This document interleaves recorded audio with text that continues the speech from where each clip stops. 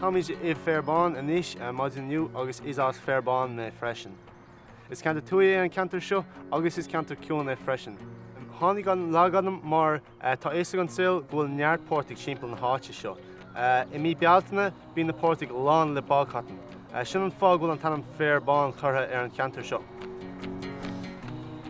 Tám héin as áiteam beag inacha leis an abhainn an seanna, Charm Bharach an teide léir nó Sanctuary Neve Bharach agus Seanbhanisir Neve Bharach an fós.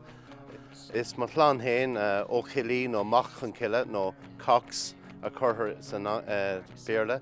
Bhí míid mar arcanach nar lémongs, rinne míid an obair hir ar an manister. Is as chun na gailbhe mé ó gúcais ach tá mé macónaí le fada an láinis I bulach tá sé tuamas 6,000 ón áit seo. Tá sé gard ar Tarrán, áit an speisialta é Tarrán I Stair na Móna.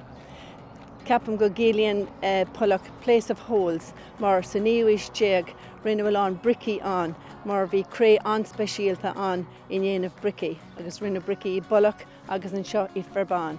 Agus tá sampla de na bricí sin le feiceáil thart timpeall na faoinóga san ionad éireachta an seo.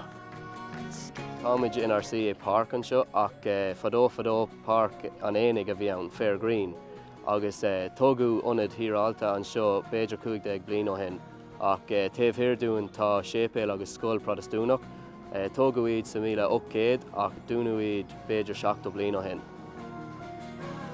Cé gohfuil méid an seo I Ferbane is as an áit a Dr. Ballyséir agus deirtear gur bhás Ballyséil clán Michelle Obama. Tá méid ag déanamh bhán taide agus staidir faoi sin anois agus tásúlagam go na roilinn sa staidir seo.